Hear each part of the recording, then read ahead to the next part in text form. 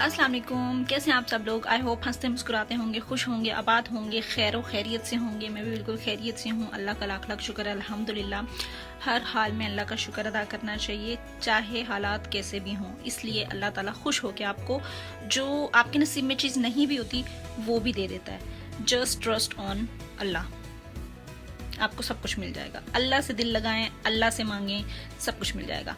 तो last video में मैंने आप लोगों से शेयर की थी अपनी पेंटिंग्स और थैंक यू सो मच, आप लोगों ने लाइक की और मुझे रिक्वेस्ट आई कि मैं अपना किचन टूर करवाऊं। तो इंशाल्लाह मैं जल्द ही किचन टूर भी करवाऊंगी। सो लास्ट वीडियो में मेरी पेंटिंग्स थी आपके साथ। आज की वीडियो में मैं शेयर करूंगी अपने नॉवेल्स। मेरे जो 7 नॉवेल्स पब्लिश हो चुके हैं, जो इस वक्त मार्केट में दस्तयाब हैं, वो मैं आप लोगों से शेयर करूंगी। इरफान पब्लिशर ने मेरे तमाम नॉवेल्स शाया किए हैं। आप फेसबुक पर उनका जो पेज है वो फाइंड आउट कर सकते हैं, इल्मो इरफान पब्लिशर्स। तो डोंट फॉरगेट कि मेरा फुल नेम मुबशरा अंसारी है, निक नेम माना है तो आपने मुबशरा अंसारी का नाम लेकर नॉवेल्स जो हैं उनसे ऑर्डर पर मंगवाने हैं। 7 नॉवेल्स इन डिस्काउंट प्राइजेस। और don't waste your time and go and order, और फिर उसके बाद पढ़ के मुझे फीडबैक दें, अच्छा बुरा जैसा भी आपको लगा। I will be waiting for your feedback, for your comments. So just go and read my novels and tell me. और उससे पहले मैं आपको अपने तमाम नॉवेल्स दिखा भी देती हूँ और साथ साथ ये भी बताती हूँ कि मैंने कौन सा नॉवल कब लिखा और मैंने लिखना कैसे शुरू किया और मेरे जहन में क्या आया और मैं लिखारी कैसे बनी। लिखारी कैसे बना जा सकता है, गॉड गिफ्टेड होता है। आप खुद को पुश करके नहीं बन सकते, गॉड गिफ्टेड होता है, बट थोड़ा सा पुशअप होता है।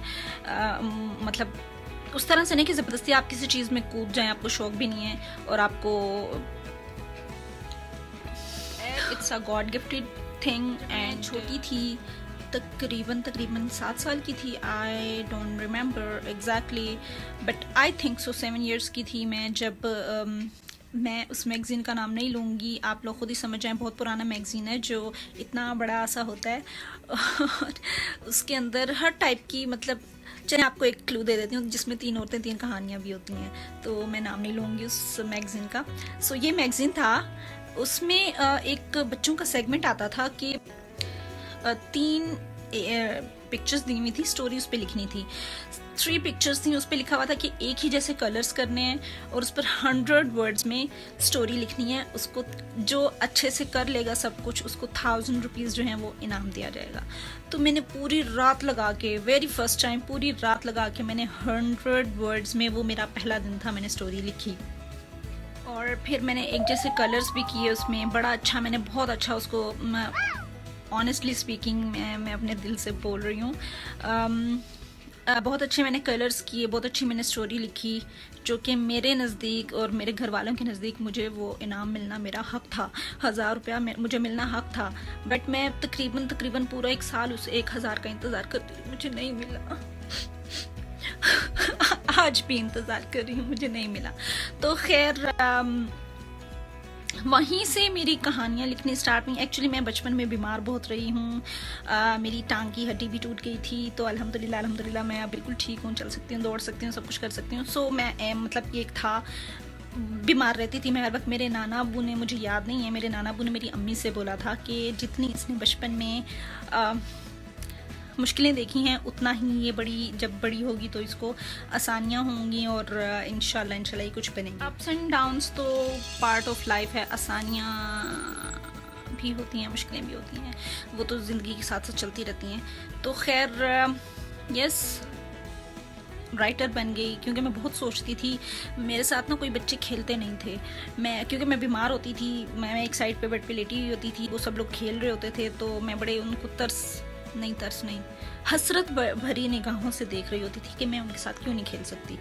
तब से ही मेरे साथ ये होना शुरू हुआ कि मैं बिल्कुल अलग अलग रहने लग गई। अब जो कि आज तक मेरे अंदर ये चीज़ है। सब लोग मुझे कहते हैं कि तुम बात नहीं करती हो, तुम मगरूर हो, तुम अरे भाई किसी के साथ कुछ हादसात भी होते हैं तो वो अपने आप में ही रहना शुरू हो जाता है। तो इसलिए मैं ना फ्रेंड्स बनाती हूँ ना मैं किसी से घुलती मिलती हूँ, अच्छे से रहती हूँ। बट अब जिसको जो समझना है मेरे बारे में, मैं किसी का दिमाग नहीं बदल सकती अपने बारे में। सो जो मैं हूँ मुझे मेरा अल्लाह जानता है, मेरे लिए इट्स इनफ। मैं लोगों को एक्सप्लेनेशंस नहीं देती। फिर जब मैं सोती थी मुझे अक्सर ऐसा होता था, मुझे ख्वाब में भी कुछ कहानियाँ जो हैं वो दिखाई देती थी। जब मैं उठती थी तो मैं कहती थी मतलब क्या इसका क्या मतलब है। मैं फ़ौरन उसको याद अपने दिमाग में याद रखती थी, फिर उसको मैं पेपर पे राइट डाउन करती थी कि अच्छा ये है, वो एक टॉपिक होता था। फिर मैं उस पर लिखती थी, एक मुकम्मल जैसे अफसाना होता है छोटा, वो मैं उस तरह से लिखती थी, बार बार लिखती थी, बार बार लिखती थी। तकरीबन 3 साल में ये चीज़ें करती रही। मैंने किसी डाइजेस्ट में नहीं दी, कहीं नहीं दी, कुछ नहीं दी, 3 साल तक मैं ये लिखती रही। फिर उसके बाद मैंने डाइजेस्ट में देना शुरू किया अपना जो फिक्शन एंड नॉन फिक्शन मतलब मिक्सचर करके। तो तकरीबन मेरे स्टार्ट में 4 से 5 नॉवेल्स जो हैं मेरे रिजेक्ट किए गए। रिजेक्शन जो है वो आपकी कामयाबी की सीढ़ी होती है, तो कभी भी रिजेक्शन को आपने दिल पर नहीं लेना, आगे बढ़ना है, गिव अप नहीं करना। मैंने भी गिव अप नहीं किया और फिर उसके बाद मैं भी ठीक बन गई। और अच्छे से लिख के मैं दोबारा भेजती, मेरी फिर रिजेक्ट हो जाती, मैं फिर दोबारा अच्छे से लिखती, फिर मैं रिजेक्ट हो जाती। तो फिर एक दिन ऐसा आया, तब मैंने कहा चलो जैसे भी है मतलब क्या होगा, रिजेक्शन ही होएगी दोबारा, ज़्यादा और क्या। बट लकीली मेरी वो कहानी सिलेक्ट हो गई और वो शाया हुई किरण डाइजेस्ट में। किरण डाइजेस्ट में वो मेरी शाया हुई और वो मुझे उसका इतना अच्छा फीडबैक आया कि मैं कहती हूँ कि मेरी जो वो 3-4 साल की जो थकन थी, जो मतलब मेरे अंदर एक था कि मतलब क्यों नहीं हो रहा, वो सारी एक सेकंड में वो गायब हो गई। तो कामयाबी मिलती है, गिव अप नहीं करना, आपने बढ़ते रहना आगे। ये है जी मेरा पहला नावल, बस तुझको पाना है, जो शाया हुआ था शमा डाइजेस्ट में, और इसका भी मुझे बहुत अच्छा फीडबैक मिला था। ये स्टोरी भी वैसे मैं मोस्टली लिखती हूँ, लव स्टोरीज़ भी होती हैं और उसमें फ़िक्शन नॉन फिक्शन सब कुछ होता है। और सबसे पहली बात, मैं अल्लाह का ज़िक्र लाजमी करती हूँ अपने हर नावल में, और एक सबक होता है जो मैं चाहती हूँ कि अगर कोई राह रास्ते से भटका हुआ है, वो शायद मेरी वजह से कुछ थोड़ा सा ही मतलब अपनी ज़िंदगी को आसान बना ले, तो मेरे लिए जन्नत दुनिया में ही मुझे मिल जाएगी। तो ये है मेरा पहला नावल, बस तुझको पाना है,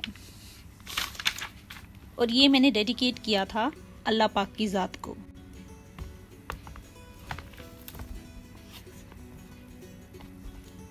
ओके जी, ये मेरा सेकंड नावल है, ज़िंदगी इम्तिहान लेती है।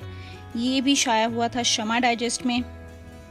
इसमें भी मतलब नॉन फिक्शन फिक्शन सब कुछ मिक्स है, लव स्टोरी है, सबक है, सब कुछ है।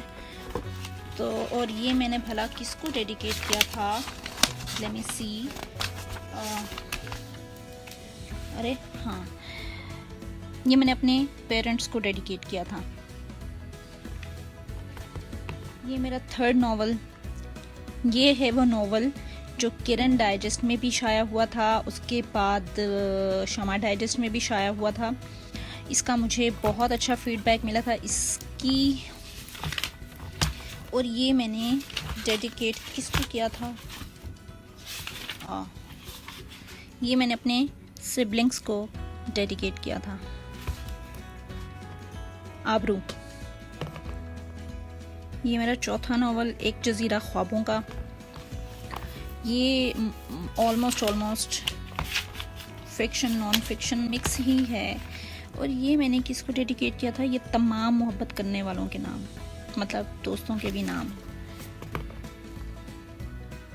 ये है जी मेरा पांचवा नावल, बाबरी पिया की। इसका भी मुझे बहुत अच्छा फीडबैक मिला था और इसको मैंने डेडिकेट किया था तमाम मोहब्बत करने वालों के नाम। ये है जी मेरा छठा नावल, माहे ताबा। ये मैंने डेडिकेट किया था गहरे सागर की तह में ठहरी मेरी खामोशी के नाम।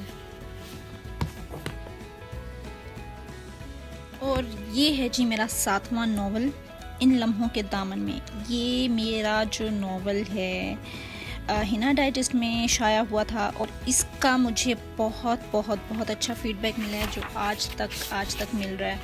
और ये मैंने डेडिकेट किया था तकदीर में लिखे मेरे मिस्टर राइट के नाम। अब जो मैं नेक्स्ट नावल लिख रही हूँ वो होगा मेरे हबी के नाम, इंशाल्लाह। और ये मेरा फेवरेट, वैसे तो सब वो कहते हैं ना माँ को अपने सब बच्चों से प्यार होता है, तो मुझे अपने तमाम नॉवेल्स से मोहब्बत है, but this one is my favourite.